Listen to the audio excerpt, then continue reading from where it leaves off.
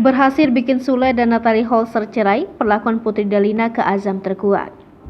Perpisahan di antara Sule dan Natalie menyeret berbagai nama, sebut saja Putri Delina hingga sosok baru yakni Richarus. Putri Delina makan hinaan karena disebut jadi batu kerikil yang jadi dalang kehancuran rumah tangga Natalie dan Sule.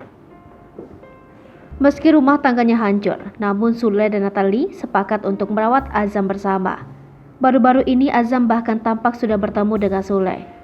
Komedian Sule kembali mengunjungi kediaman Natalie, tujuannya yakni untuk menjenguk keadaan anaknya yakni Azam yang dikabarkan tengah sakit. Jika Sule sudah kerap bertemu dan video callan bareng Azam, maka lain halnya dengan Putri Delina. Natalie Holzer mengungkap seperti apa perlakuan Putri Delina kepada Azam usai perceraian Natalie dengan Sule. Ia mengatakan bahwa anak-anak Sule termasuk Putri Delina belum pernah menanyakan kabar Azam.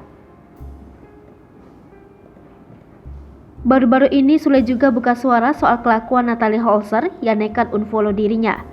Entah rasa sakit apa yang bikin Natalie Holzer tega melakukan hal itu kepada ayah dari anaknya. Lewat kanal YouTube Intense Investigasi, Sule berikan tanggapan yang cukup menohok. Sule mengaku ingin semuanya baik-baik saja tanpa unfollow media sosial.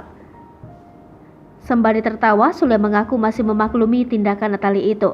Menurut Sule, Natalie tengah berupaya melupakan masa lalu bersamanya. Hai pemirsa Sri Popo TV, jangan lupa komen, like, dan subscribe, serta tonton terus berita-berita terupdate lainnya ya.